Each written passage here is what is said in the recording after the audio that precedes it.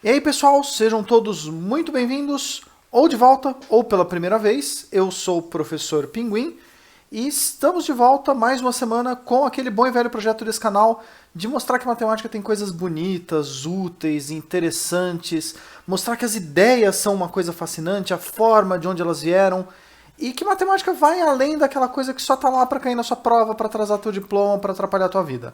E nessa semana a gente dá continuidade ao tema da semana passada. Na semana passada a gente falou um pouco sobre derivadas. Tá fazendo uma faculdade de ciências exatas, primeiro semestre você vai lá e aprende um conceito novo, que é o conceito de derivadas. Mas uma coisa interessante é que mesmo que você não faça uma faculdade de ciências exatas, o conceito de derivada é um conceito interessante, é um conceito que todo mundo pode entender. Se vocês tiverem curiosidade para entender melhor esse conceito, ver de onde ele veio, ver a batalha judicial que teve envolvida sobre a criação disso, no vídeo passado a gente falou disso, tem lá embaixo um link na descrição, tem aqui em cima passando um cardzinho indicando o vídeo passado, e nesse vídeo a gente segue falando de derivadas. Eu espero que vocês gostem. Bora lá, vamos começar? E vamos começar lembrando de leve do vídeo passado. Não vou fazer uma revisão completa porque faz mais sentido você rever outro vídeo se eu for passar todo o vídeo inteiro de novo. Na semana passada a gente falou sobre derivadas, a gente falou sobre dois caminhos distintos que levaram à criação do conceito da derivada ou à descoberta do conceito da derivada. O primeiro deles, a versão criada por Leibniz, que era matemático, alemão, em que ele deduz a derivada usando um conceito como inclinação de uma reta tangente. A derivada era o objetivo do que ele queria chegar, ele chega nisso trabalhando no problema e pensando filosoficamente sobre ele, e depois equacionando mesmo. E uma segunda versão, a versão de Isaac Newton, no qual ele deduz derivada mais como uma ferramenta para ser utilizada para calcular conceitos de taxa de variação entre duas grandezas, como por exemplo a velocidade, que é o exemplo do vídeo passado, ela diz o quanto você varia a sua posição em função do tempo. Mas por exemplo, corrente elétrica, que é um conceito diferente, ele diz o quanto você varia a sua carga em função do tempo. Ou ainda a vazão, que é quanto o volume varia em função do tempo. Vários conceitos físicos são deduzidos dessa forma, e o que Newton fez foi meio que juntar todos eles num único conceito, que era uma ferramenta chamada derivada. Independente da versão, a derivada ela era deduzida como sendo o resultado deste limite, que ele diz a variação de uma função f entre o ponto final, na posição x mais ΔX, menos a função no ponto inicial, f de x, tudo isso dividido por ΔX. Que se você trocar o contexto por espaço e tempo, você tem a velocidade. Se você trocar por carga e tempo, você tem o conceito de corrente elétrica. Se você trocar por volume e tempo, você tem o conceito de vazão. E para agradar Leibniz, se você trocar por deslocamento no eixo y, deslocamento no eixo x, você tem o conceito da inclinação da reta tangente. Independente da versão que você pegue, a derivada é definida formalmente como sendo o resultado desse limite. Para esse vídeo, olha só, é o Luke. E aí, Luke? Como é que você tá? Qual o plano de hoje? Você quer dar uma sugestão? Que tal se a gente falar sobre calcular derivadas? Aí não é legal, a gente pode fazer isso que não foi feito no vídeo passado. A gente falar sobre como é o processo de calcular derivadas, além do conceito que gerou essa operação. A princípio, dá pra gente calcular derivadas usando a definição. Vamos fazer um exemplo para mostrar como isso funciona. Vamos pegar, por exemplo, a função 1 sobre x. A função 1 sobre x, ela não é nem tão complexa, nem tão simples, ela pode mostrar pra gente como fazer o cálculo de uma derivada usando a definição. Primeira coisa, a gente escreve a definição. A derivada da função vai ser o limite, f em x mais ΔX menos f de x sobre ΔX. Se a nossa função é 1 sobre x, no ponto x mais ΔX, ela vai valer 1 sobre x mais ΔX. Do mesmo jeito que no ponto 17 ela valeria 1 sobre 17, no ponto 38 ela valeria 1 sobre 38, no ponto x mais ΔX ela vale 1 sobre x mais ΔX. E f de x é o próprio 1 sobre x. A gente substitui isso na nossa equação. Feita essa substituição, a única operação que dá para fazer de cara é a soma dessas duas frações aqui. E aí a gente faz isso aplicando o MC, fazendo soma de fração normal que a gente já conhece. E o nosso resultado vai ser esse aqui. X menos, parênteses, x mais ΔX, dividido por x mais ΔX vezes x. A gente pode executar a divisão de frações. E, além disso, a gente também pode aproveitar esse mesmo passo, cancelar x menos x dando zero. Feito isso, a gente tem menos ΔX dividido por x mais ΔX vezes ΔX. E, além de tudo, como ΔX não é zero, ele é o limite tendendo a zero, mas ele nunca é exatamente zero, a gente pode cancelar ele na divisão também. Feito esse cancelamento, vai sobrar o limite ΔX tendendo a zero, menos 1 sobre x mais ΔX vezes x. Detalhe interessante daqui é que como a gente ainda não resolveu o limite, a gente continua escrevendo esse negócio. Limite Δx tendendo a 0D. Por mais simplificações que a gente faça, enquanto a gente não resolver o limite, a gente não pode parar de escrever limite Δx tendendo a 0D, blá blá blá. Com a magia de edição, a gente copia isso aqui para o próximo slide. E agora a gente precisa terminar de resolver esse limite. E olha só, como o Luke acabou de dizer, para resolver o limite a gente quer que o Δx tenda a 0, ele seja o número mais próximo possível de 0. Se a gente pegasse e substituísse ele por 0 nessa expressão, o resultado do limite não daria nenhuma divisão por 0, a gente pode calcular ele por substituição simples. E aí, no lugar de x mais Δx fica x, a gente tem menos 1 sobre x vezes x, ou menos 1 sobre x², que a gente pode escrever numa outra notação que a derivada da função 1 sobre x é a função menos 1 sobre x², que mesmo sendo uma função simples, até dá um trabalho razoável para fazer. E, como o Luke acabou de dizer, sim, tem jeito mais fácil do que ficar aplicando a definição em cada caso. E não por coincidência é o tema do que a gente vai falar agora. A primeira coisa que a gente tem vai ser uma tabela básica de derivadas. Essa tabela básica, entre aspas, ela tá com aspas porque, de acordo com como é o seu curso de cálculo 1, como é a visão do seu professor do mundo, ou qual livro que você segue, os valores que estão na tabela básica ou não estão na tabela básica dependem um pouco dessa coisa subjetiva de o que cada pessoa acha que é básico ou não. Eu mesmo, como professor, botaria uma tabela básica mais elaborada do que essa. Mas essa tabela básica vai conter o mínimo que você precisa saber de bate-pronto para conseguir calcular todas as derivadas do mundo. Não importa quantas vezes a gente tente derivar a função 1 sobre x usando a definição, o resultado sempre vai ser menos 1 sobre x². Então a gente pode pegar as funções que são as mais comuns, as mais famosas, as funções mais primitivas que podem aparecer e calcular elas pela definição uma vez, e aí tabelar esse valor para não precisar fazer essa definição toda de novo toda vez que for necessário. Isso já foi feito há alguns séculos. Aqui eu vou colocar isso em forma de tabela. Nestas colunas destacadas aqui vai ficar a função, e nas outras colunas vai ficar a derivada respectiva da função. Primeira coisa, qualquer número constante, quando você deriva, o resultado é zero, que pode ser demonstrado usando o limite pela definição. Qualquer polinômio do tipo x elevado a n, a derivada vai ficar n vezes x elevado a n menos 1. O que inclui aquele caso que a gente acabou de fazer. 1 sobre x, no fundo, é x elevado a menos 1. E quando a gente derivou ele ficou oficialmente menos 1 vezes x elevado a menos 2, que é menos 1 sobre x². A função seno, se a gente derivar, vai dar cosseno, e a função cosseno, quando a gente deriva, vai dar menos seno. A exponencial do número de Euler, e elevado a x, quando a gente deriva, dá o próprio e elevado a x. Ln, que é o logaritmo na base e, quando a gente deriva, dá 1 sobre x. Se a gente pegar uma base diferente do número de Euler, a elevado a x, para ela poder existir, a base tem que ser positiva e diferente de 1. Quando a gente deriva, o resultado é a elevado a x vezes ln de a. E se a gente pega log e alguma outra base que não seja do número de Euler, cumprindo a restrição de logaritmo que a base é positiva e diferente de 1, a derivada vai ser 1 sobre x vezes ln de a. Existem várias outras funções no mundo, como por exemplo a função tangente, a função secante, arco seno, seno hiperbólico, mas todas elas podem ser deduzidas a partir destas funções que estão tabeladas. E a gente cai uma pergunta meio óbvia. E para as funções que não estão tabeladas, como a gente faz as derivadas? A gente vai usar propriedades algébricas, porque qualquer função que não seja essa que está tabelada, direta ou indiretamente, a gente consegue escrever em função das coisas que estão na tabela, e aí fazer a derivada delas separadamente. Como, por exemplo, a função tangente, ela é seno dividido por cosseno. Se a gente souber uma regra para calcular divisão, a gente sabe derivar a tangente. A função raiz quadrada de x² mais 1. Se a gente souber como fazer uma coisa dentro da outra, a raiz quadrada deu um troço, e souber derivar esse troço que está dentro, que no fundo é uma soma de duas coisas que a gente sabe, tanto x² quanto 1, a gente pode deduzir essa derivada usando propriedades. Existem 6 propriedades algébricas para você fazer cálculos de derivada usando a tabela básica e as propriedades. As 3 primeiras delas são bem óbvias, são bem diretas, a gente consegue explicar sem nem precisar rascunhar elas. A primeira propriedade é a derivada da soma. Basicamente, a derivada da soma é a soma das derivadas. f mais g, derivado, é a derivada de f mais a derivada de g. A gente pode explicar isso facilmente usando a ideia de derivadas como sendo uma vazão.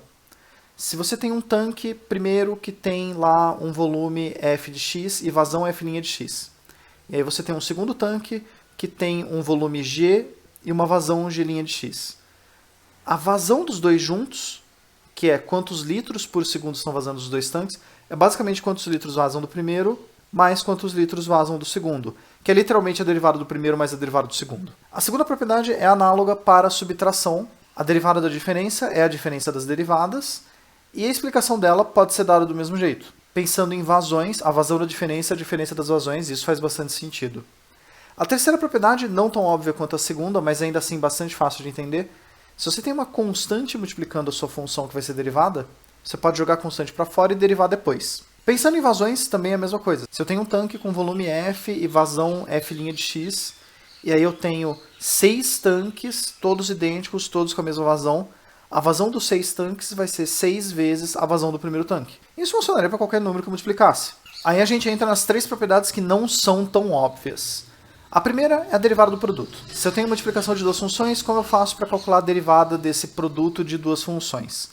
Existe uma regra pronta para isso, a regra é bem simples de escrever. A derivada do produto é a derivada do primeiro vezes o segundo, mais a derivada do segundo vezes o primeiro. E a gente pode entender de onde veio essa regra usando um conceito de geometria. Digamos que a gente tem um retângulo, e esse retângulo ele tem lados que estão em função de uma variável x. Então, ilustrando aqui um retângulo, vamos botar aqui que a altura dele é f de x, a base é g de x, e as medidas do retângulo podem mudar em função de x. A área desse retângulo vai ser base vezes altura, f de x vezes g de x, destacando aqui. E como as derivadas são uma taxa de variação, a gente pode considerar que eu vou aumentar um tanto no f de x, vou aumentar um tanto em g de x, e esse tanto que eu vou aumentar ele vai ser dado em uma certa quantidade de tempo fixa pelas derivadas tanto de f quanto de g. Então, considerando que a gente vai aumentar os dois ao mesmo tempo, a gente vai aumentar f' de x aqui em f e g' de x aqui na horizontal.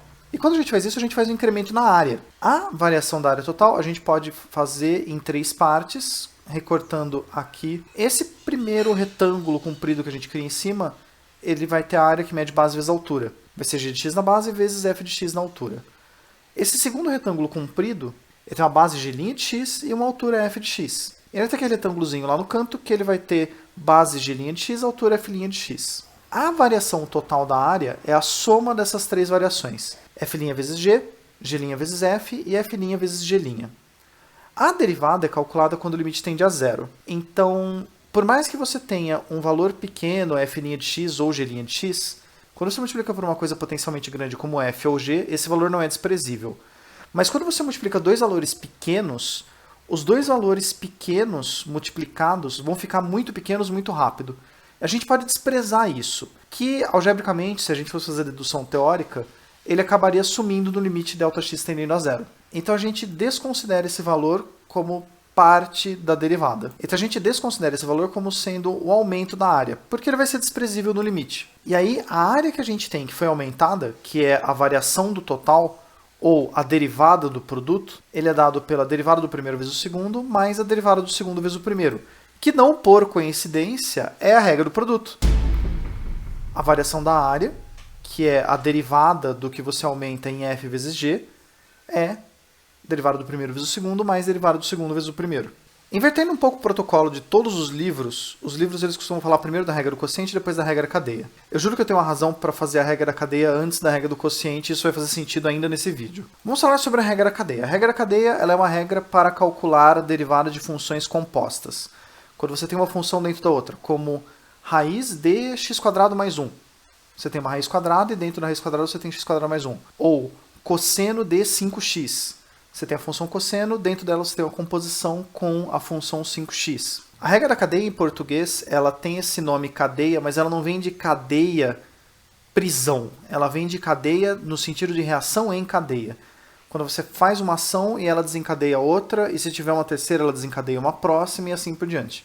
A regra da cadeia funciona desse jeito, ela não tem relação com presídios. Tanto que em inglês essa regra é conhecida como chains rule, que vem de cadeia corrente, de reação em cadeia, não jail, prisão. Algebricamente falando, a regra da cadeia é, se você for derivar uma função composta, f de g de x, você primeiro deriva de fora, mantendo a de dentro quieta, e depois você multiplica isso pela derivada do que está lá dentro. Isso é a tal da reação em cadeia. Se você tivesse 3 funções uma dentro da outra, você deriva de fora, mantendo as duas de dentro quietas.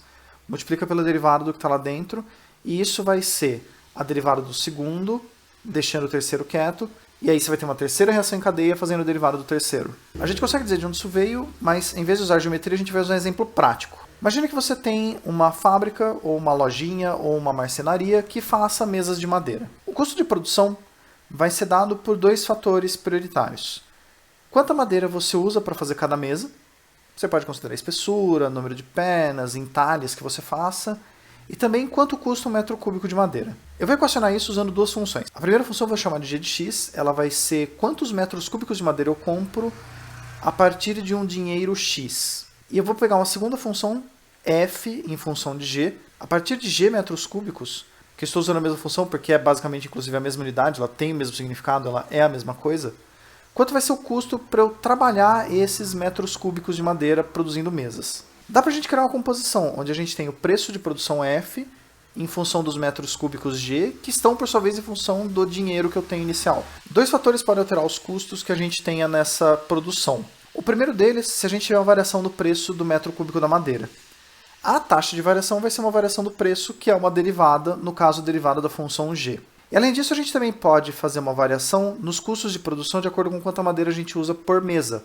Se a gente diminuir a espessura, se a gente colocar mais entalhes, essa variação pode ser positiva ou negativa de acordo com as nossas decisões na marcenaria. Para analisar a variação total dos custos de produção, a gente tem que ver a combinação dos dois fatores, que é quanta madeira eu vou usar por mesa e quanto cara essa madeira custou. No fundo, isso vai ser derivado de F em G vezes a derivada de G em X, que é literalmente a transcrição da regra cadeia aplicada nesse caso prático. Se você trocar os personagens, vai ser basicamente a mesma coisa. A última regra de derivação, que está invertida nos livros, os livros falam dela antes da regra cadeia, é a derivada do quociente. A derivada do quociente, ou a derivada da divisão, a gente pode calcular algebricamente como sendo a derivada da divisão é a derivada do primeiro vezes o segundo, menos a derivada do segundo vezes o primeiro, tudo isso dividido pelo de baixo ao quadrado. Dá pra gente deduzir ela usando álgebra, ao invés de interpretações que sejam ou geométricas ou práticas. Algebricamente a gente pode deduzir essa expressão pensando que, se você dividir duas coisas, é a mesma coisa que fazer o primeiro vezes o segundo elevado a menos 1. E agora que é uma conta de vezes, a gente pode usar a regra do produto. A gente tem basicamente a derivada do primeiro vezes o segundo, mais a derivada do segundo vezes o primeiro. Dito isso, a primeira parte está feita. A derivada do primeiro vezes o segundo vai ser f' vezes g a menos 1. Mas a segunda parte, esse termo específico aqui, a derivada de g elevado a menos 1, ainda não está feita. Mas a gente pode fazer ela, porque bem ou mal é uma função composta. Então você tem uma função g de x elevado a menos 1. Então é uma composição de coisa elevado a menos 1 com essa coisa g de x. Pegando o primeiro termo mais simplificado, f' sobre g, quando a gente faz a derivada do troço elevado a menos 1, tanto pela dedução que a gente fez, quanto pela regra dos polinômios, a derivada vai ser menos 1 vezes essa coisa elevado a menos 1, também conhecido como menos 2, e pela regra cadeia, vezes a derivada dessa coisa. Aqui a gente pode simplificar isso algebricamente, deixando o primeiro termo igual, f' sobre g, menos 1, g elevado a menos 2 vezes g' vezes f, é a mesma coisa que g' vezes f sobre g quadrado, sinal de menos na frente. E aí a gente tem uma subtração de duas frações que a gente pode simplificar fazendo a soma de frações. O divisor comum vai ser g ao quadrado, e fazendo aquela coisa de copia o primeiro, inverte o segundo, a gente tem exatamente essa expressão. Derivada do primeiro vezes o segundo, menos derivada do segundo vezes o primeiro, dividido pelo segundo ao quadrado. O que encerra a regra do quociente e todas as regras para derivar, juntando as três regras básicas de soma, subtração e constante. Regra do produto, regra cadeia, regra do quociente, vocês conseguem, com a tabela básica, derivar qualquer coisa do mundo. E é impressionante como a gente consegue, num vídeo curto de menos de 20 minutos, explicar como fazer todas as derivadas do mundo. As regras são simples, entender onde elas vieram. Se você admitir que você pode usar abordagens diferentes, já que a derivada por si só mesmo, pela natureza da dedução dela, que a gente viu no vídeo passado, ela tem naturezas diferentes, você admitindo que você pode usar interpretações diferentes para regras diferentes, mas ainda assim falar da mesma coisa que a derivada, não é nem tão difícil entender de onde veio cada uma das regras de derivação. E eu espero que vocês tenham gostado desse vídeo, mesmo sendo um vídeo derivado do vídeo passado. Que mesmo as pessoas que já conhecem as regras de derivada, às vezes não fica tão claro assim, poxa, mas de onde isso veio? Por que a regra é assim? A gente costuma fazer porque dá certo, mas eu mesmo, só depois de formado, que eu fui me mancar que as regras de derivada elas têm uma interpretação além daquela dos limites, de epsilon delta, das deduções técnicas teóricas. E eu fiz questão de deduzir cada uma delas usando um conceito diferente, para mostrar que a derivada tem essa versatilidade. Ela ter nascido de lugares diferentes traz essa versatilidade para as derivadas. Se vocês quiserem entrar em contato comigo, sempre podem deixar um comentário ali embaixo. Eu demoro para responder, mas eu respondo eventualmente. Vocês também podem entrar em contato comigo aqui, ó, pelo meu Twitter ou me mandando um e-mail. E eu espero que vocês tenham gostado, eu espero ver vocês no futuro. E se vocês tiverem amiguinhos que são interessados em matemática, em ciência, tá aqui um negócio legal para mostrar para eles. É um canal que tem uma pegada um pouco diferente daquela padrão que você vê por aí. Obrigado por estarem comigo, pessoal. Vejo vocês no futuro. Até a próxima. Fiquem bem.